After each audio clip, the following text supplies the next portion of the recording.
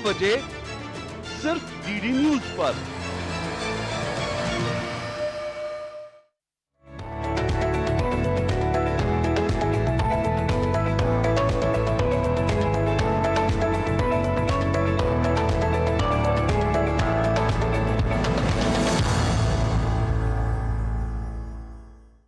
सोचने से कहाँ मिलते हैं तमन्नाओं के शहर, चलना भी जरूरी है मंजिल को पाने के लिए।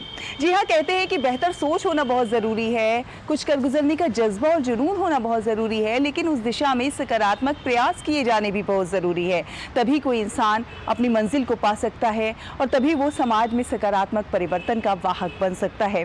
और ऐसे बहुत सारे लोग हैं हमारे देश में जो ऐसे अच्छे काम कर रहे हैं और सकारात्मक परिवर्तन के वाहक बन रहे हैं। तमाम ऐसे लोगों की स्टोरीज को समेट कर लेकर आते हैं हम अपने इस खास कार्यक्रम में। नमस्कार, मैं हूं शहला निगार और आप देख रहे हैं हमारा ये विशेष कार्यक्रम गुड न्यूज़ जज्बा इंडिया का। यहाँ होती हैं आम लोगों की बहुत खास कहानियाँ।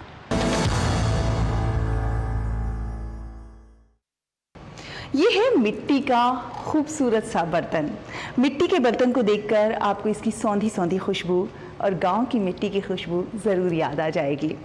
कल्पना करें कि आप किसी ऐसे गांव में पल बढ़ रहे हैं जहां सुख सुविधाएं बहुत कम हैं और जहां आप किसानों द्वारा प्रत्यक्ष और अप्रत्यक्ष रूप से झेली जाने वाली परेशानियों से अवगत होते हैं। तब ऐसे में आपके मन में क्या विचार आएगा?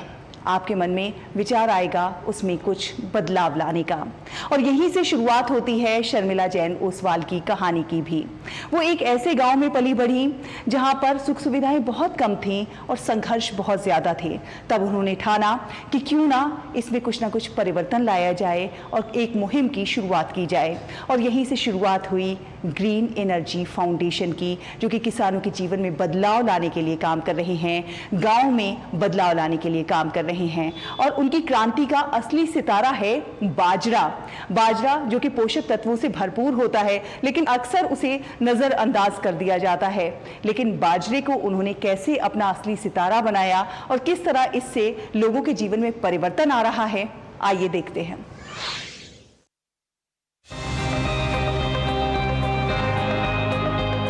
वर्तमान परिदृश्य में भारत आधुनिकता की ओर उल्लेखनीय प्रगति कर रहा है। चाहे खेती हो या फूड प्रोसेसिंग, इन दोनों ही कामों से जुड़कर आज कई किसानों, युवाओं और महिलाओं को सफलता मिली है। जब खेती में मुनाफा कम होने लगता है तो बाजार मांग के हिसाब से खाद्य प्रसंस्करण यानी फूड प्रोसेसिंग करने की सलाह दी जाती है। इस तरह खेत के साथ साथ तमाम फूड प्रोडक्ट्स बनाकर बेचने पर बाजार में काफी अच्छे दाम मिल जाते हैं।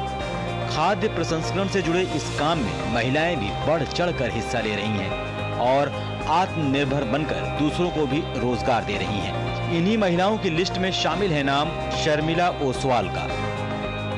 हमारे जो प्रधानमंत्री जी है नरेंद्र जी मोदी, उनके हम बहुत शुक्रगुजार है कि जिन्होंने मन की बात में हमारे बारे में जिक्र किया, हमें इतना सराहा कि पूरे देश से, दुनिया से मोटा अनाज की जो रिक्वायरमेंट है, डिमांड है, वो बहुत अच्छे से बढ़ गई। मूल रूप से पुणे के अलीबाग की रहने वाली शर्मिला ओसवाल बेसिलिया ऑर्गेनिक्स नाम की कंपनी चला रही हैं। शर्मिला जैन ओसवाल ने किसानों की मदद करने, जल स्रोतों को पुनर्जीवित करने और बाजरा जैसी जल कुशल फसलें उगाने सहित स्मार्ट खेती के तरीकों को लागू करने के लिए अपने एनजीओ ग्रीन एनर्जी फाउंडेशन की स्थापना की। उन्होंने अपने बेटे शुभम के साथ गुड मॉम की सह स्थापना भी की। इन्होंने न सिर्फ मोटे अनाजों की खेती के क्षेत्र में अहम योगदान दिया, बल्कि पोषक अनाजों से हेल्दी और टेस्टी फूड बनाकर देश विदेश में अलग पहचान बनाई। कभी कनाडा और कभी इंग्लैंड जैसे देशों में रह चुकी शर्मिला ओसवाल आज भारत में मोटे अनाजों की खेती और इसकी प्रोसेसिंग के लिए किसानों से लेकर महिलाओं तक को प्रोत्साहित कर रही हैं। स्वदेश लौटने के बाद आज 20 साल बाद भी शर्मिला ओसवाल किसानों के साथ बीज की क्वालिटी, मोटे अनाजों के बेहतर उत्पादन, फूड सिक्योरिटी और सिंचाई जैसे मुद्दे पर काम कर रही हैं। इतना ही नहीं, वो किसानों और महिलाओं को मोटे अनाज की खेती के साथ साथ फूड प्रोसेसिंग की भी ट्रेनिंग दे रही हैं। हमारा जो ये इनिशिएटिव है मोटा अनाज, जिसमें कुटकी, सामा, चेना, जवार, बाजरा, रागी, ऐसे सारे मोटे अनाज का हम काम करते हैं। किसानों को हम इसे बीज से लेके फाइनल प्रोडक्ट जो होता है वहाँ पे हम गाइडेंस करते हैं। जो बीज है उसमें जिंक है, अमाइनो एसिड है, आयरन है, जिससे एनीमिया चला जाएगा। क्रोनिक कंडीशंस जो है, बहुत सारे पुराने जो बीमारियां है वो भी ठीक हो जाएगी। तो ऐसे ये सारे मोटे अनाज से देश में अभी जितने भी डायबिटीज के लोग हैं उनका भी डायबिटीज ठीक हो रहा है। आज शर्मिला के बिजनेस से महाराष्ट्र के विदर्भ से लेकर गुजरात और राजस्थान और मेघालय के किसान तक जुड़े हुए हैं। इन किसानों में एक नई उमंग भर शर्मिला ने मोटे अनाजों की खेती के लिए इन्हें प्रोत्साहित किया है। ये देखिए, इस फूड प्रोसेसिंग यूनिट में मोटे अनाजों से नूडल्स, लड्डू, सेव, नमकीन और बिस्किट जैसे कई स्वादिष्ट और रोजाना खाए जाने वाले हेल्दी प्रोडक्ट्स बनाए जा रहे हैं। इससे उन्हें अच्छी आमदनी तो होती है, साथ ही इस बिजनेस से जुड़कर दूसरी महिलाओं के जीवन स्तर में भी सुधार आ रहा है। इनके उद्यम गुड मॉम के बाजरे को स्वादिष्ट, किफायती और स्वास्थ्यवर्धक स्नैक्स की एक श्रृंखला में बदल दिया है, जो बच्चे, युवा और बूढ़े सभी को समान रूप से पसंद आ रहा है। यहाँ फूड प्रोसेसिंग के लिए जैविक विधि से उगाए गए मोटे अनाजों का इस्तेमाल किया जाता है। आज शर्मिला प्रोसेसिंग के साथ साथ खेती से अच्छी क्वालिटी का उत्पादन हासिल करने के लिए किसानों को जैविक खेती करने के लिए प्रेरित कर रही हैं। इसके लिए वो किसानों को जैविक अर्क बनाने की भी ट्रेनिंग देती हैं। शर्मिला की कहानी इस बात का ज्वलंत उदाहरण है कि कैसे नवाचार और समर्पण में भारत कृषि और खाद्य प्रसंस्करण परिदृश्य को बदल सकता है। गुड न्यूज जज्बा इंडिया के लिए पुणे से रूही मलिक की रिपोर्ट, डीडी न्यूज।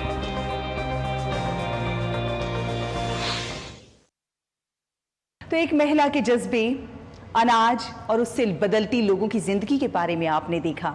अब हम बात करेंगे हाथी की, हाथी और इंसान के बीच के प्रेम की। आप देख रहे हैं मेरे पास ये कितने खूबसूरत गजराज हैं। हाथियों का और इंसान का रिश्ता अटूट है। बहुत सारी फिल्मों में भी इसे दर्शाया गया है कि किस प्रकार हाथी इंसान की जान बचाते हैं और इंसान हाथियों पर अपना प्यार लुटाते हैं। लेकिन फिर भी ये भी एक कड़वी सच्चाई है कि बहुत सारे हाथियों की मौत जाने अनजाने मनुष्य के कारण ही होती है। ज़रूरत है कि मनुष्य हाथियों के साथ दोस्ती का हाथ आगे बढ़ाए और उनकी सेवा करे, उनके साथ दोस्ताना रिश्ता कायम करे। और ऐसा ही एक दोस्ताना प्रेम का रिश्ता आपको दिखाएंगे। ये रामकृष्ण गुप्तान हैं, जो पंचायत सचिव के रूप में सरकारी सेवा से सेवानिवृत्त हुए हैं। और ये हैं उनकी पत्नी पारुकुट्टी, एक सेवानिवृत्त हाई स्कूल शिक्षिका। दोनों को हाथियों से बहुत प्यार है, क्योंकि उनके कुछ रिश्तेदारों और दोस्तों के पास हाथी जो थे। जब रामकृष्ण 2001 में सरकारी सेवा से सेवानिवृत्त हुए तो उन्होंने एक हाथी के बच्चे की तस्वीर देखी। जब उन्हें पता चला कि हाथी का ये बच्चा बिक्री के लिए है, तो दंपति ने अपनी बचत निकाली और उसे खरीद लिया। यह मेरा सेवानिवृत्ति का वर्ष था। मैंने अपना सेवानिवृत्ति लाभ लिया और उसे खरीद लिया। हम जानते थे कि अगर हम एक हाथी के बच्चे को पालेंगे तो वह निश्चित रूप से हमसे प्यार करेगा। और इस तरह अंडमान से जहाज द्वारा यात्रा करके विजय नाम का ये हाथी का बच्चा श्री कृष्णपुरम में उनके घर आ गया। दंपति ने उसका नाम नहीं बदला और वो उसे विजय ही बुलाते रहे। कहते हैं कि प्रेम तो भाव है, जिसे पालें उसी से हो जाता है। ये देखिए किस तरह ये दंपति विजय को अपना बेटा मानते हैं। अब ये 27 साल के हो चुके हैं। विजय हमेशा उनके आंगन में पारुकुट्टी से गुड़ लेकर खाते रहते हैं और परिवार के सभी सदस्य उन्हें बच्चे की तरह ही लाड़ प्यार देते हैं। हम उनसे बहुत प्यार करते हैं और उनके बारे में कभी बुरा महसूस नहीं किया। हमने अपनी पेंशन से प्राप्त आय से उसे वह सब कुछ दिया जिसकी उसे जरूरत थी। हमें पिछले 2 वर्षों से उनसे आय मिलनी शुरू हुई है, लेकिन ये सब हम इनके पालन पर खर्च करना चाहते हैं। लेकिन ये सब इतना आसान भी नहीं था। पेंशन से हाथी खरीदने के लिए समाज के लोगों द्वारा इस दंपति की आलोचना भी हुई। लेकिन अब हालात बदल गए हैं और अब गांव वालों को भी हाथी पर गर्व है।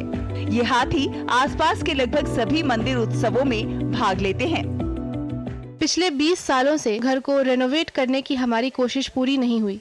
पहले हमने सेवानिवृत्ति लाभों के साथ घर का नवीनीकरण करने का निर्णय लिया। बाद में हमने ये विचार छोड़ दिया अब इस दंपति को अपने बाद विजय के भविष्य की चिंता है, लेकिन वो उन लोगों को मना कर देते हैं जो विजय को खरीदने के लिए उनके पास आते हैं। उनके अनुसार विजय कोई बिकने वाली वस्तु नहीं है। वो चाहते हैं कि आगे भी विजय एक लाडले बच्चे की तरह ही जिए। यहाँ हम बारिश और गर्मी हर हाल में खुश रहते हैं। हमने लाभ के लिए धन नहीं जुटाया। मैंने लाभ हानि की गणना किए बिना अपने बच्चों का पालन पोषण किया है। इसी तरह हम अपने बेटे विजय को खाना खिलाते हैं। अपने घर में दशकों से अधिक समय तक एक हाथी को पालने वाले जोड़े की ये दिल को छू लेने वाली कहानी इंसानों और हाथियों के बीच के अनोखे रिश्ते की परिचायक है। गुड न्यूज जज्बा इंडिया के लिए पलक्कड़ से अजय जॉय की रिपोर्ट, डीडी न्यूज। हाथी मेरे साथी यूं ही नहीं कहते। अगर आप किसी से सच्चा प्रेम करते हैं तो वो रिश्ता आपका किस प्रकार अटूट हो जाता है, ये कहानी इस बात को दर्शाती है। ऐसी ही अच्छी खबरों के सफर को अभी जारी रखेंगे। वक्त एक छोटे से ब्रेक का हुआ है, जल्द हाजिर होंगे। आप देखते रहिए गुड न्यूज जज्बा इंडिया का।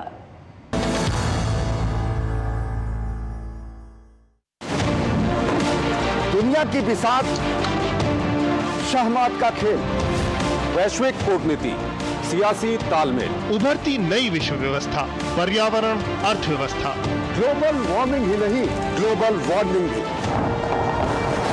जंग का जुनून हो या शांति की पहल, सभी वैश्विक हलचल, खबर जो करे खबरदार, देश देशांतर से जिसका सरोकार, बात दुनिया जहान की, खबर दुनिया की।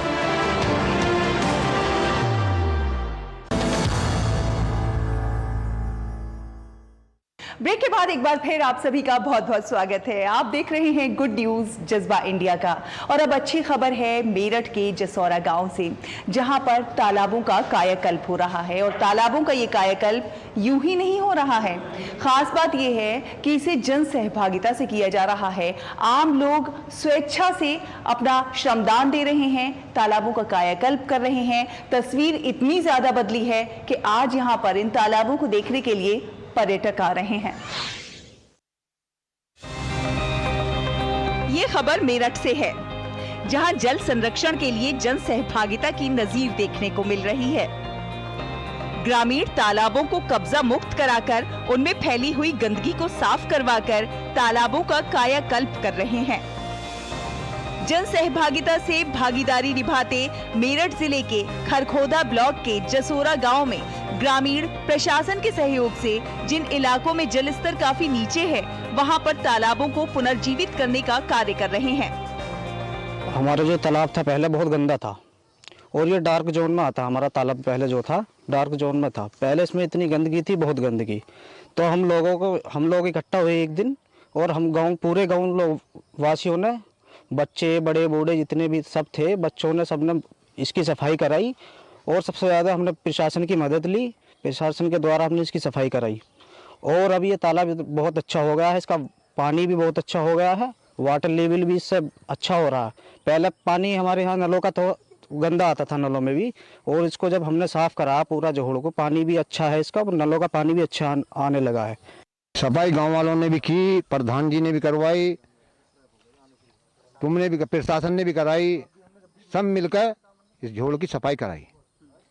और इसमें बुजुर्ग भी, बच्चे भी, सब घूमने के लिए आते हैं यहाँ और सब मिलकर काम करते हैं। ये देखिए किस प्रकार ये अमृत सरोवर मेरठ जिले के लिए ही नहीं बल्कि आसपास के जिलों के लिए भी देखने लायक जगह बन गया है। इस अमृत सरोवर को देखने के लिए लोग दूर दूर से आते हैं क्योंकि ये है ही बहुत खूबसूरत। तालाबों का कायाकल्प होकर अमृत सरोवर बनने से ग्रामीणों और ग्राम पंचायत दोनों को ही आमदनी हो रही है।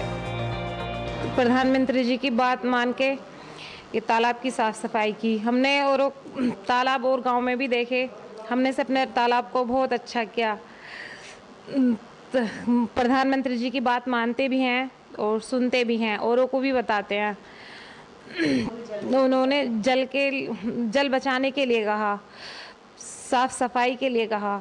ग्राम जसौरा जो खरखोदा ब्लॉक में है, जहाँ पर एक ग्राम प्रधान के इनिशिएटिव से और बहुत एक अच्छा सराहनीय कार्य किया गया।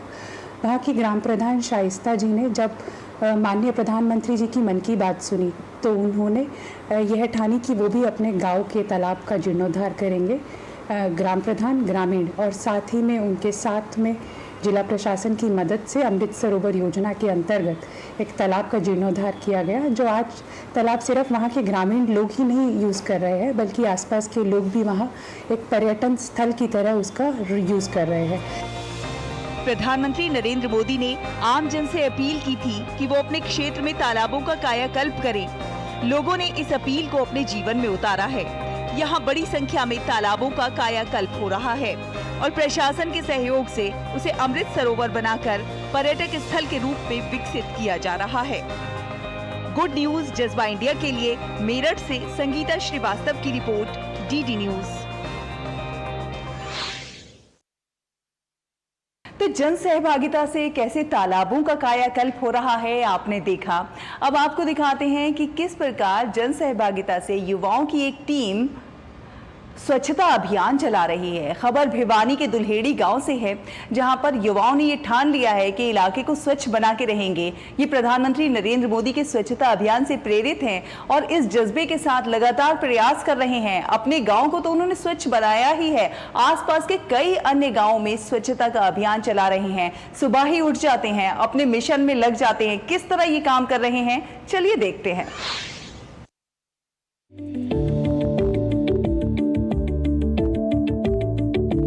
मिलिए हरियाणा के दुल्हेड़ी गांव के स्वच्छता प्रहरियों से। युवाओं की ये टीम सामूहिक प्रयास व श्रमदान की एक अनूठी मिसाल पेश कर रही है। इस गांव में कोई भी अपने घर के आसपास कूड़ा नहीं डालता। यहाँ के युवा रोजाना सुबह 4 बजे से लेकर 7 बजे तक गांव की सफाई करते हैं। गांव के भीतर और बाहर पगडंडियों पर पौधारोपण करते हैं। नतीजा आज इनका गांव इनके काम की बानगी प्रस्तुत करता है। ये शुरुआत साल 2014 से हुई, जब गांव के युवा पवन सैनी व उनके 2 साथियों ने गांव की गलियों में साफ सफाई का काम शुरू किया। धीरे धीरे ये कारवां आगे बढ़ता गया और गांव के स्कूलों के अध्यापक, रिटायर्ड फौजी, किसान सभी इस मुहिम में जुड़ते चले गए। आज स्थिति ये है कि गांव के हर घर से ट्रॉली के माध्यम से कूड़ा उठता है और गांव की सभी गलियां व सार्वजनिक स्थल साफ सुथरे नजर आते हैं। पर्यावरण के ऊपर और सफाई के ऊपर हम ये कहना चाहते हैं जी, हमारे गांव में तब से प्रधानमंत्री ने 2014 में स्वच्छता के प्रति जो स्वच्छ भारत स्वच्छ मिशन का जो अभियान चलाया था, हमने भी उसी टाइम ये प्रेरणा ले ली थी कि हम भी अपने गांव को, अपने मतलब शहर को साफ सुथरा रखेंगे। और उसके बाद हमने जो सफाई अभियान चला रखा है, उसके साथ साथ हमने पर्यावरण के प्रति भी हमने गांव में कम से कम, ये देखो आप अपने कैमरे की नज़र से दिखा भी सकते हो कि 1000 पौधे कम से कम हमने लगा दिए, जिनके अंदर हम हर साल अपने पानी के टैंकर से भी पानी की व्यवस्था डालते हैं और उनमें मोटर चलाकर ड्रिप सिस्टम भी कर रखा है, उससे भी हम उनके अंदर पानी डालते हैं। हमारे गाँव में तो ये स्वच्छता की अलग जग चुकी है। हर बच्चा, हर युवा, हर ग्रामीण, यहाँ तक कि महिलाएं भी स्वच्छता के प्रति बिल्कुल जागरूक हो चुकी हैं। आप देख सकते हैं, हमने ट्राली भी चला सकी है, ट्रैक्टर ट्राली हर घर से कूड़ा उठाने के लिए। हमारे गांव में न तो कोई महिला, न कोई बच्चा, न कोई साथी बाहर कूड़ा नहीं डालता। हमारी जब भी ट्राली आती है स्वच्छता अभियान की, हमारी ट्राली उसी के अंदर ही कूड़ा डालती हैं। यहाँ बच्चे भी स्वच्छता के प्रति जागरूक हैं और बच्चे कूड़ा गली में नहीं डालते, बल्कि घर लाकर डस्टबिन में डालते हैं। इस गांव के लोगों से प्रेरित होकर अब आसपास के गांव में भी साफ सफाई करने वालों की टीम गठित होनी शुरू हो गई है, जो सामुदायिक प्रयास का एक अनूठा उदाहरण है। गुड न्यूज जज्बा इंडिया के लिए हिसार से इंद्रवेश की रिपोर्ट, डीडी न्यूज।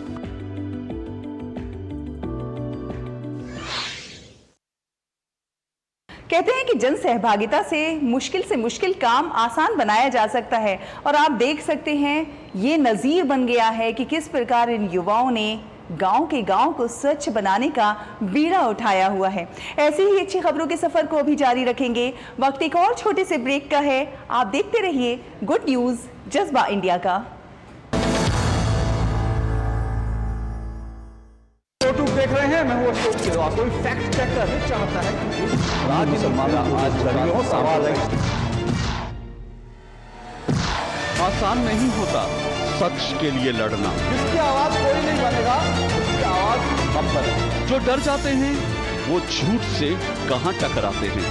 जो गरीब के स्कूल में, गरीब के स्वास्थ्य के लिए खर्च होना चाहिए, वो लूट कर इन्होंने अमीर ठेकेदारों को दे दिया। सच को जानना हो तो झूठ पर करना होता है प्रहार, हर बार बार बार। मैंने आपसे पूछा, आपने ठीक है नहीं कहा ना आपने। और कोई मुद्दा नहीं है तो सोनिया गांधी की गुडबुक में मैं अपना नाम गोल्डन अक्षरों में कैसे दाखिल करूं? इसलिए न फेक न्यूज न झूठ, हमेशा सच के साथ 2-2। देखिए मेरे साथ 2-2 सोमवार से शुक्रवार रात 9 बजे सिर्फ डीडी न्यूज पर।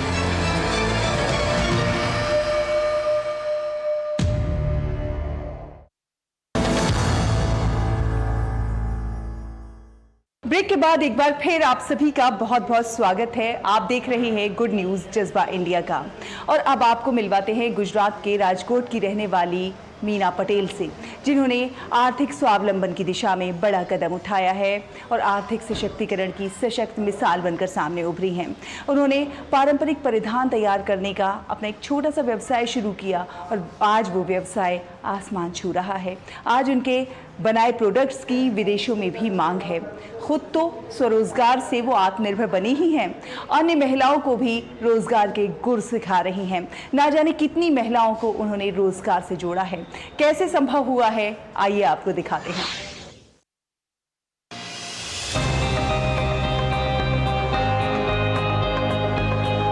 अपनी 3 बहनों के साथ कांटे से बुनाई और कढ़ाई करके तरह तरह के उत्पाद तैयार करती मीना पटेल।